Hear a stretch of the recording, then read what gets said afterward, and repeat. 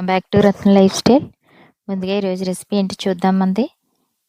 మనకు వచ్చి అన్ని పండగలే కనుక పరవాన్నాన్ని ఎంతో టేస్టీగా సింపుల్గా ఎలా చేసుకోవాలో చూద్దాం ఫ్రెండ్స్.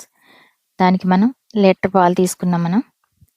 దీంట్లోకి 150 గ్రాములు బియ్యం, 50 గ్రాములు సగ్గు బియ్యాన్ని ఒక అరగంట ముందుగా నానబెట్టుకోవాలి. శుభ్రంగా 2 సార్లు కడిగేసుకుని ఒక గ్లాస్ నీళ్ళు వేసుకుని నానబెట్టుకోవాలన్నమాట. అలా నానడం వల్ల చాలా బాగుంటుంది టేస్ట్. ఇంకా పాలు మరుగుతున్నాయి. మనకి లీటర్ పాల్లో ఒక పావు లీటర్ వాటర్ వేసుకుని పాలు ఇలా మరిగిన తర్వాత బియ్యాన్ని వేసుకుని దాంట్లో బాగా దగ్గరికి ఉడకనివ్వాలి. రైస్ అంతా మెత్తగా ఉడికేదాకా. మనం ప్రతి పండుగల్లో ఎక్కువ పరవాన్నాన్ని వండుకుంటాం కనుక ఇలా ట్రై చేసి చూడండి ఫ్రెండ్స్. మీరు కూడా ఇది చాలా బాగుంటుంది టేస్ట్. ఇలా దగ్గరికి మెత్తగా ఉడికిపోయిన తర్వాత దీంట్లోకి మనం పావు కేజీ బెల్లాన్ని వేసుకున్నాం. ఒక అర టీ స్పూన్ యాలక్కాయల పొడి కూడా.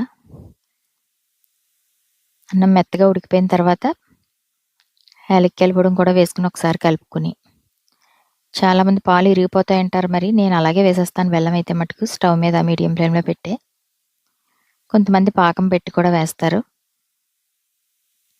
మనం ఇలా పెట్టి వేయడం వల్ల స్టవ్ మీద ఉండగానే బెల్లం కరుగుతుంది కనుక బాగుంటుంది టేస్ట్ కూడా రైస్కి పట్టి.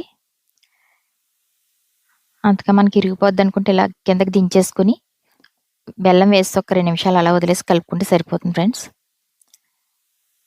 ఒక 2 నిమిషాలు అలా వదిలేసి కలుపుకుంటే కరిగిపోతుంది కనుక చాలా బాగుంటుంది. పరవాన్నం ఇలా ఉండి చూడండి ఫ్రెండ్స్. మీరు కూడా ట్రై చేయండి ఇలాగా. దీంట్లోకి 2 స్పూన్లు జీడిపప్పు, 2 స్పూన్లు కిస్మిస్ వేసుకుని ఒక 2 స్పూన్లు నెయ్యిలో దోరగా వేయించుకుని ఇలా వేసేసుకుంటే ఎంతో అదిరిపోయే టేస్ట్తో ఎంతో రుచిగా పరవాన్నం రెడీ అయిపోతుంది ఫ్రెండ్స్. మీరు కూడా ఇలా ట్రై చేసి మీకు ఎలా కుదిరింది మాకు కామెంట్ చేయండి. Thank you for watching. Please subscribe my channel. మన ఛానల్ ఇంకెవరైనా